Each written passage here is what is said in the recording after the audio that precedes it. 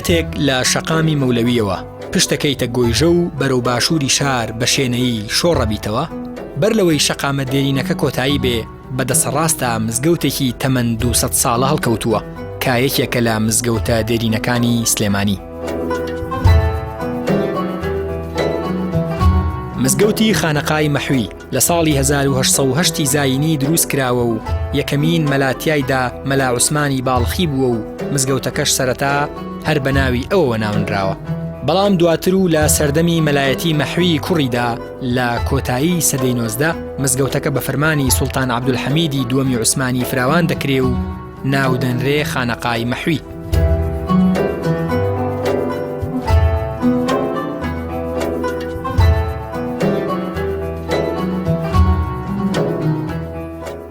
مێژووی دروستکردنی مزگەوتی خانەقای مەحوی دەگەڕێتەوە بۆ ساڵی 1880 زاینی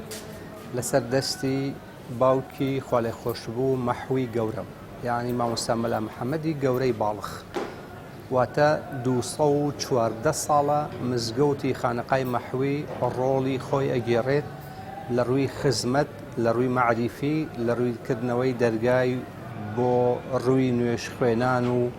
ئاشتەوایی و سڵح و ڕۆڵبینین لە کۆمەلگای کوردی بە شێوەیەکی گشتی. لەم مێژووە پانوبەرینەدا مزگەوتی خانەقای مەحوی توانیوێتی ببێتە ناوەندێکی مەعریفی گەورە بۆ دەرچواندنی دەیەها مەلای ڕەسەنی کورد و بەردەوام لەسەر دەستی مامۆستا مەلا محەممەدی گەورەی باڵخ، لەسەر دەستی جەنابی مەحوی، لەسەر دەستی جەنابی مامۆستا مەلا عومەر، مامۆستا مەلا خالید، مامۆستا مەلا ئەسعەد، دوایین مامۆسای ئەو بنەماڵە بەڕێزە. حوجرەی خانەقای مەحوی ڕۆڵێکی گەورەی هەبووە لە پێگەیاندنی فەقێ، لە دەرچواندنی مامۆسایانی ئاینی و پێدانی مۆڵەتی ڕەسمی زانای ئاینی بە شێوەیەکی گشتی.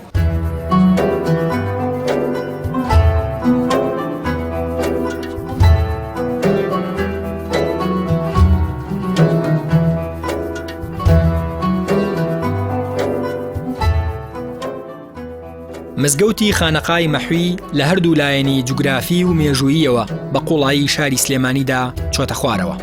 لە ناو شار کەوتووەتە چقی جەنجاڵی بازاڕەوە و لە ڕووی مێژووییشەوە یەکێک لە مەزنترین کەڵەپیاوەکانی مێژووی کوردی لە ئامێز گرتووە کە دەکرا بەهۆی مەحویەوە مزگەوتەکە بکرایەتە پێگەیەکی هەرە گرنگی فەرهەنگی و ئاینی و گەشتیاری سلێمانی.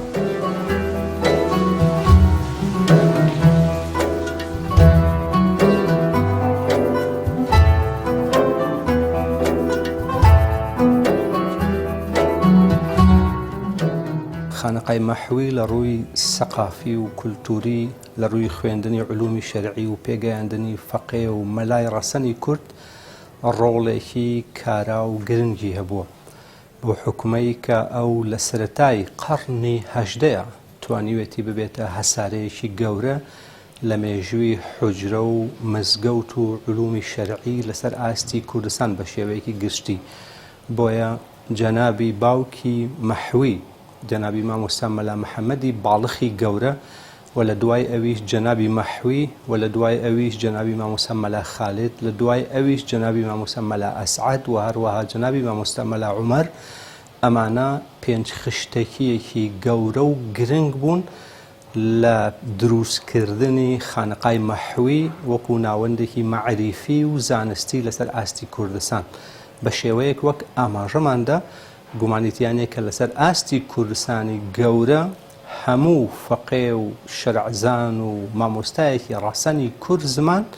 ئاشنایە بە خانەقای مەحوی و ڕۆڵی خانەقای مەحوی.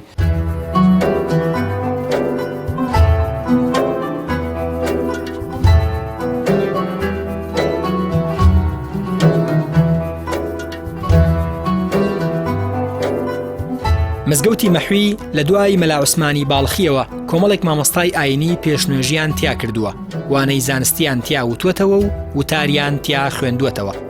مەلا محەممەدی کوڕی مەلا عوسمان واتە مەحوی شاعر کە لە ساڵی 1830 لەدایک بووە، بە وتەی عەلاءەدینی سەجادی لە 1859دا پاش ئیجازە وەرگرتنی مەلایەتی لە مزگەوتی ئیمام عەزەم لە بەغدا بۆتە پێشنوێش. دواتریش لە ساڵی 1862 گەڕاوەتەوە سلێمانی و بووەتە قازی لە دادگای شارەکە. بەڵام لە ساڵی 1960 زاینی لە پاش کۆچی دوایی باوکیەوە وازی لە کاری میری هێناوە و دەستی داوەتە مەلایەتی و وانەوتنەوە لە مزگەوتەکەدا و شوێنی باوکی گرتووەتەوە. لە پاش مەحوی هەریەکە لە مامۆستا مەلا خالید و مامۆستا مەلا عومەر کوڕانی مەحوی بە دوای یەکدا دەبنە پێشنوێژ و تارخوێنی مزگەوتەکە کە پاش مردنیان لە تەنیشت باوکیانەوە لە بەشی پشتەوەی مزگەوتەکەدا نێژراون کە ئێستا بەهۆی فراوانکردنیەوە کەوتووەتە ناو حرەمی مزگەوتەکەوە و بە دیوارێکی پلاستیکی لە حرەمی نوێش خوێنان جیاکراونەتەوە.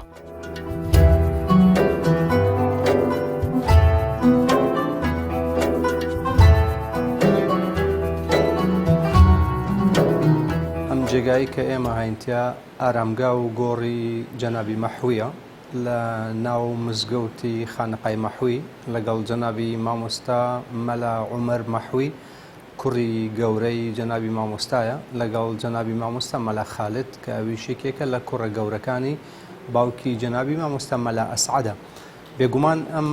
جێگایە کە ئێستا بۆتە گۆڕ و ئارامگەی ئەوان لە سەردەمی کۆچ و وەفاتی ئەواندا دەرەوەی مزگەوتی مەحوی بووە کە ئەمە بە باوەڕی من گرنگە وەکو تێبینیە کە موسڵمانانی بەڕێز بیزانن ئەم جێگایە لە بنەڕەتا مزگەوت نەبووە، بەڵام لەبەر گەورەکردن و ئەو قۆناغبەندیەی کە گەورەکردنی مزگەوتەکەی پیا تێپەڕیوە بە مروری زەمن وەکو وتمان 214 ساڵ بەر لە ئێستا ئەم مزگەوتە کراوە، بۆیە ناچار بوون کە ئێستا گۆڕەکەی ئەوان ببێتە ناو حرەمی مزگەوتەکەەوە و ئەم دابڕانەشی بۆ کراوە بۆ ئەوەی جیا بکرێتەوە بە شێوەیەکی گشتی. و لە سەردەمی وەفاتی مامۆستا مەلا ئەسعەدی مەحویە کە کوڕی گەورەی جەنابی مامۆستا مەلا خالد بووە، ئەو وەسێتی کردووە کە ئەم عورف و نەریتە بەردەوام نەبێت، بۆیە جەنابی مامۆستا مەلا ئەسعەد کە دوایین مامۆستای بنەماڵە بووە لە ناو ئەم مزگەوتەیە تەدریسی کردووە و ئیمامەتی بووە و ڕۆڵی هەبووە لەسەر وەسێتی خۆی لەسەر گردی سەیوان لە گردی سەیوان نێژراوە. خودای گەورە لە هەمویان خۆش بێت و ئیشاڵڵا ئێمەش بتوانین بەسەر بەرزی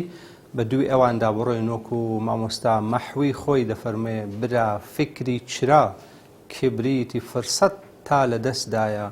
شەوی یەڵدا لە پێشە وەختە ڕۆژی عومرت ئاوا بێ.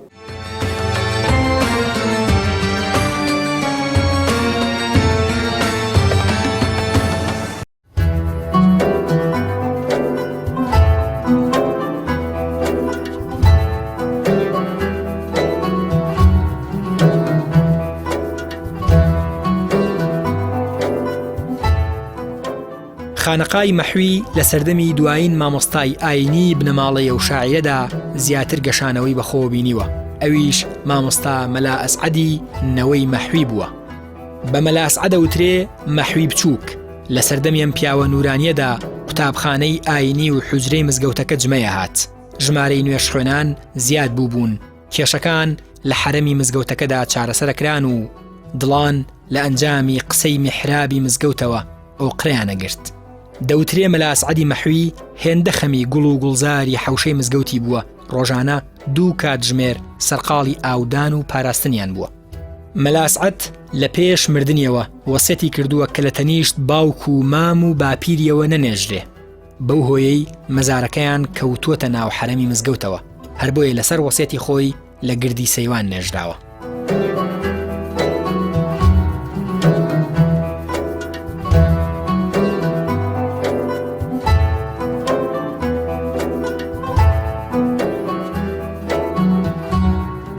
بێگومان ئەم کتێبخانەیە ڕۆڵێکی گەورەی هەبووە، نەواتی زانستی و معریفی و شەرعی و فقهی حوجرەی مەحوی و مامۆستای گەورەی مەحوی بووە و ئەکرێ ئەم کتێبخانەیە بە شێوەیەکی گشتی بڵێن توراسێکی تەنها و پاشماوەیەکی بەتەنهای جەنابی مەحویە بە شێوەیەکی گشتی کە لە مەحوی گەورەوە مامۆستا مەلا محەممەدی باڵخی گەورەوە تا جەنابی مامۆستا مەلا ئەسعەد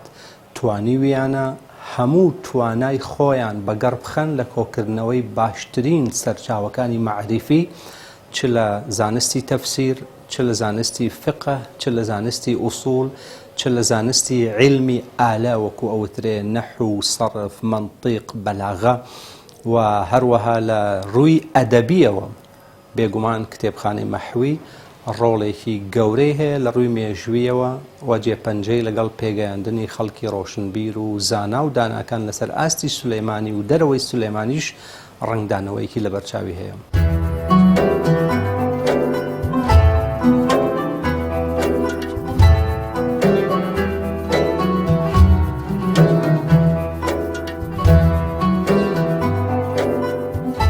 چیرۆکی فراوانکردنی مزگەوتی مەلا عوسمانی باڵخی و گۆڕینی بە مزگەوتی خانەقای مەحوی چیرۆکێکی مێژوویی و سەرنجڕاکێشە.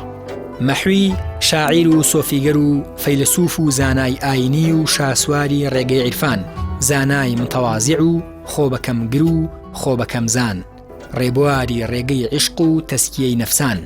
لە ساڵی 1983دا دەچێتە حەج و لە ڕێگەی گەڕانەوەیدا بۆ کوردستان بە ئەستەمبوڵدا تێپەڕێ. لەوێ لەگەڵ سوڵتان عەبدولحەمیدی دووەمی عوسمانی یەکترە بینن. سوڵتان ئامادەگی بۆ دەرەبڕێ لە ئەستەمبوڵدا بە پێشنێژ دایبنێ، بەڵام مەحوی دڵی بۆ شارەکەی خۆی لێدا و داوای فراوانکردنی مزگەوتەکەی باوکی لە جەنابی سوڵتانەکە.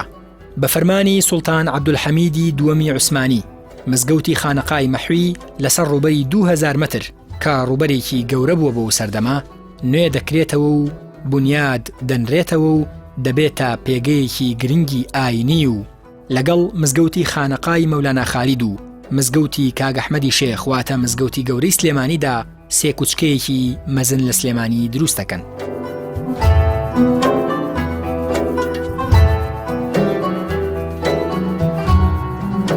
سوڵتان عەبدولحەمید زۆر پێداگر بوو لەسەرەوەی کە جەنابی مەحوی لە ئەستەمبوڵا بمێنێتەوە هەر شوێنێک کە ئەو بەدڵێتی دەست بخاتە سەر ئەم موافقەی بۆ بکات، بەڵام ئەو هەر پێداگر بووە کە بگەڕێتەوە سلێمانی و خانەقای مەحوی لێرە درێژە بە تەدریس و کاری مەلایەتی و خزمەتی خۆی بدات. بۆیە سوڵتان عەبدولحەمید لەو کاتەیە بڕیارەدا بودجەیەکی کراوە تەخسیس بکرێت بۆ سەر لە نوێ گەورەکردن و کردنەوەی خانەقای مەحوی و لە دوای ئەویش بێگومان چەند جارێکی دیکە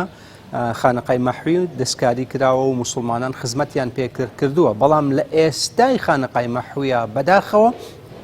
لە نێوان بنەماڵەی جەنابی مەحویدا و لە نێوان لە ژێر سێبەری حکوومەتی 30 ساڵەی هەرێمی کوردستانە و لە نێوان دەوڵەمەندەکانی شاری سلێمانی و بەتایبەتی نوێژ خوێنەکانی مزگەوتی خانەقای مەحوی ئەکرێ بڵێن مزگەوتی خانەقای مەحوی یەکێکە لە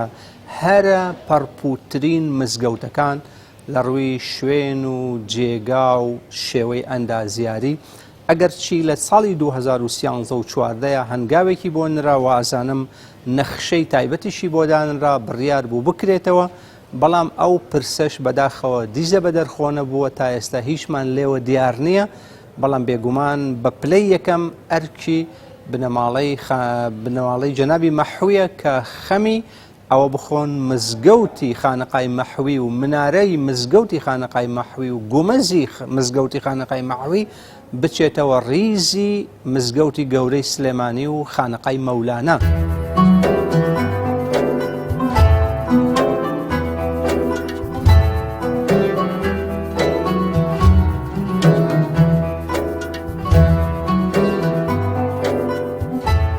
مەحوی لە خانەقاکەیدا تەدریسەکە، شیعر دەنووسێ،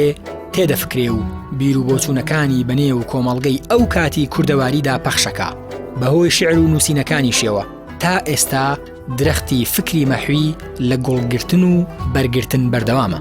تا چەند ساڵێک لەمەوبەریش خوێندنگەی ئاینی مەحوی بەردەوام بوو لە پێگەیاندنی قوتابی نوێی زانستە ئیسلامیەکان، تا ئەو کاتەی لەگەڵ قوتابخانەی ئاینی شافعی تێکەڵ کران. ئەم مزگەوتە گرنگەی مێژووی هەرێمی کوردستان ئێستا